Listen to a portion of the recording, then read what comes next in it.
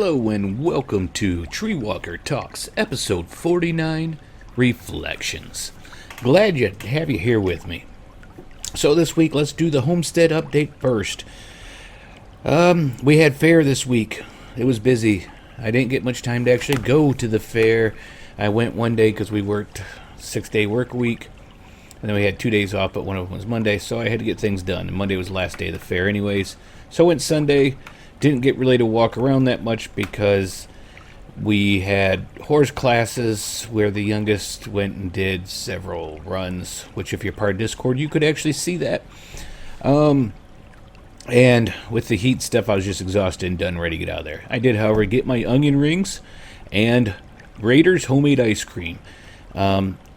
It is awesome. It's the old, compression motor that makes it. And I got butter pecan, and oh my goodness, just melt you. Give you a freezer headache every time, but oh, so good. I did, after the fair, they did sell the rabbits. Their rabbits were getting aged and no longer were actually allowed to be entered in. So out of the 5 rabbits they took, one went back to the head of the FFA. And one came back. He was still younger. His name's Baby G, and he's a lion head. They call him Gregory. I call him Baby G. He got 3rd place, I think, in his class. The other 3 went to new homes as pets. All right. I did. I had a funny thing happen this week. I decided I needed to check and see about a mullein plant that was growing on a ditch bank by a field, and I wanted to see, because it's hard to get to, there's a lot in that area, so I wanted to check and see about getting it to see if they were ready so I could actually get easier ones down the road. Well, there was a little bit of a ditch in between us, and just up the road where it was mowed, it was maybe 6 inches to a foot deep. That's it. So I did it on my way home from work, and as many of you know, I work second shift, so this would have been 11 o'clock. And I got out of the truck and went over, loppers in a bag in hand, stepped into the ditch, and face planted. I went, deep. It was, probably, I don't know, between waist and chest deep, and there was water in it. And I stood up and realized I was okay. Thought maybe I hurt my finger, but it was just mud and stuff on it, so I was feeling funny. And then I laughed. And then I cut the mullein head off. And then I took it to the truck, and then I laughed some more.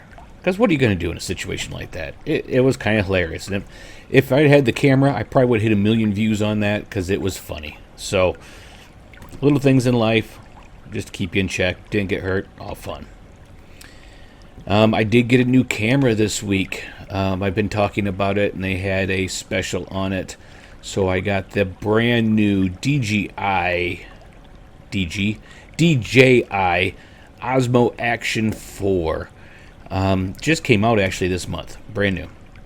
Got a lot of options. Takes some getting used to. A couple things that are different.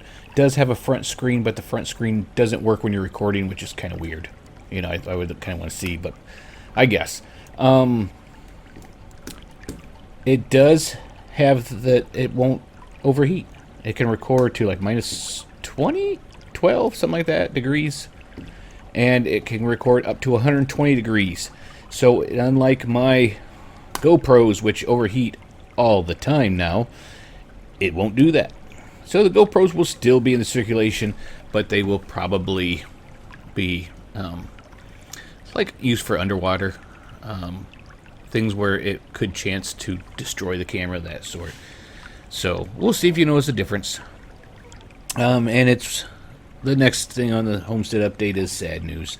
Passing of what I would say was a musical legend.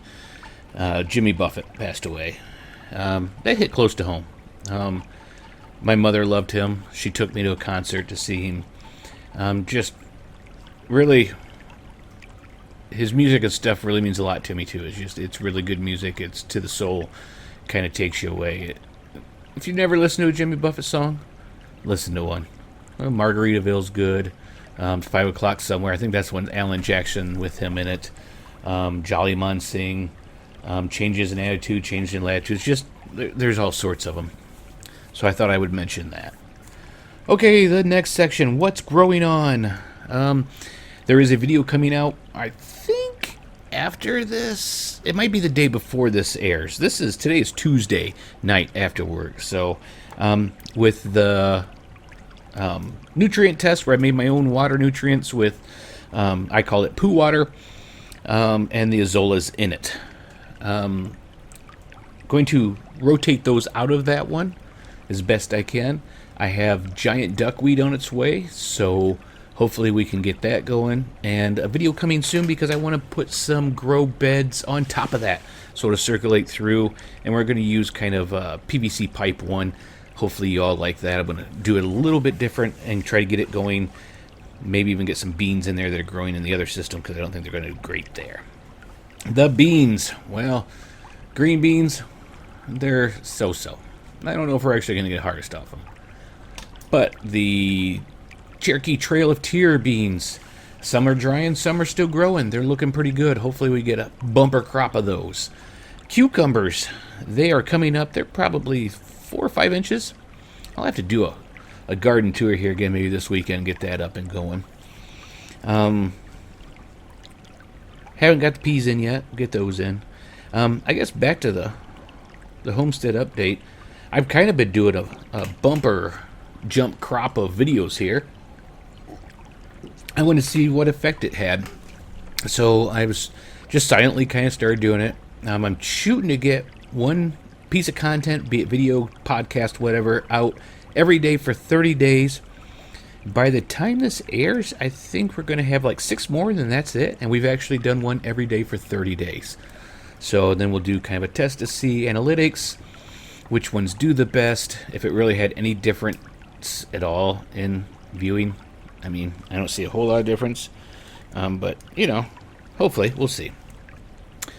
Okay, let's get on kind of to the main topic, but also kind of aside. This is where I kind of... I named the podcast Reflections. I'm sitting here playing with a pen. Little hyper, I guess. Reflections, because what came to mind when I said reflections were 2 things. One was reflections on the podcast. We'll get into that in a moment. The other one was, I was looking in the mirror the other day, and the wolf that was looking back at me in that mirror, well, I'll be honest with you, I wear a bandana most of the time, and my hair is long. It's longer than it's been in a long time. And what I saw when I looked in the mirror was 30 years ago me. So that would be like 17, 18, with the long hair, and it was kind of flowing out around the sides of the bandana, and I looked, and the first thing that hit me was, wow, you know, in the light, I couldn't see any gray in the hair, and the hair looked exactly like it used to when I was younger. And then I looked at the beard, and it didn't hit me first, the gray in the beard. It was, you know, my beard grows a heck of a lot better than it did back then, because back then there was a lot of areas where hair didn't grow, and it's really filled out quite nicely, in my opinion. So what has changed? Well, there's gray in the beard, or in the hair. Beard and hair are both alike. I ache more, a lot more some days, which is one of the reasons why I always feel the push to actually get the property and stuff going, because I don't know how many years I have left, and I want to get things set up so that it's the easiest that they can be, you know, like I do here with automation and that. But I realized, looking at my eyes, I'm tired. My soul's tired. But I'm still young at heart. You know, I look in the mirror and I'm like, who's that old person? When I think of myself, I still think of myself 30 years ago or 25 years ago. You know, I don't look at myself as the old man that some people see me as at work. But, you know, it is what it is. I have to accept my age. But that wasn't the main topic. That was just kind of a reflection of myself that I saw, and I thought I would share with you. You know, you're only as old as I wouldn't even say as old as you feel. You're only as old as you think you are. And you know what? I don't think it's going to matter when I die. I'm going to die young. Young at heart. Young at, well, hopefully mind. Hopefully it sticks around. But, you know, maybe that's one of the keys, is to never feel old. Maybe when you start feeling old, that's when you really start getting old. Okay, I think that could have been a main topic in itself, but I have another one wrote up to talk about. And I thought you'd probably like it too, and it's okay if we run a little bit longer, huh? Okay, let me get a quick drink. And why don't you grab your coffee, tea, or maybe even a glass of sweet iced tea if that's what you like. Let's sit down for a heart to heart. Today we're going to be reflecting on life on the homestead. Its ups, its downs, and why it's a lifestyle that so many of us wouldn't trade for the world. Homesteading. Just saying the word fills me with a sense of peace.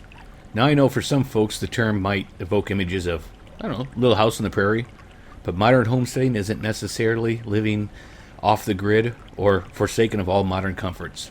Though, more power to you if that's your jam. Now, it's more about seeking a self-sufficient, connected, and mindful life. And let me tell you, my garden has been a sanctuary for these values. As you know if you've listened to me. You see, my garden isn't just a place where plants grow. It's where I grow. Emotionally, mentally, you might call it my emotional compost heap. It works. There's something about planting a seed, nourishing it, and seeing it flourish that helps me appreciate the cycles of life and my own growth and resilience. It's the therapy, it's meditation, it's spiritual, all rolled into one. Now you might think, TreeWalker, you're looking at this through rose-colored glasses. What about the hard work, the setbacks, the unpredictable weather? Oh, I hear you, my friend. Life on the homestead isn't a Hallmark movie. At least, not always. I mean, last time I was out there, I didn't get kissed by a tomato or anything, but last year, my tomatoes did get hit with blight, but truthfully, as I'm thinking about it, this year they're not doing that great either. But it was like a scene from a plant horror movie, devastating. But hey, that's life, right? Challenges make us who we are. And that leads me to something important, community. You might physically be doing the homesteading solo or with just your family, but in reality, we're all part of a larger community. Share your setbacks and your victories. Trust me, you'll learn a ton and feel a lot less alone. And speaking of community, if you come to our Discord, we have a nice little community there too. Okay, so it's action tips time. Tip number 1, start small. You don't have to go full on. Green acres right away. Start with a windowsill herb garden or build a chicken coop. Just start somewhere. And right now, let me tell you, if you go into places like Family Farm and Home, at least up here, and say every 2 weeks, maybe even a week, chickens aren't selling as good as they were. So the chickens that are $4.95, $5.95, sometimes even $8.95. Up here when they get feathered out, which means they start getting feathers on them, they lower that price down to $1. That's how I got my chicks. They were only $1 a piece. Okay, tip number 2, spend time in your garden or nature. Or, well, not really in your chicken coop. I mean, you can go on a chicken run, but in the chicken coop might get a little stuffy. But do it every day. Even if it's just 5 minutes, your mind will thank you. Heck, even your soul will thank you. Tip number 3, connect with others. Whether that's through a local gardening group, online forums, or listening to podcasts like this one. Building community will only enrich your homesteading journey and give you a support group. So here's your call to action.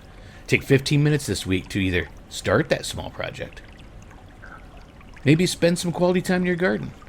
Then you know what? Tell somebody about it, whether it's a friend, a family member, or even us here in the TreeWalker community. That's all for today, folks.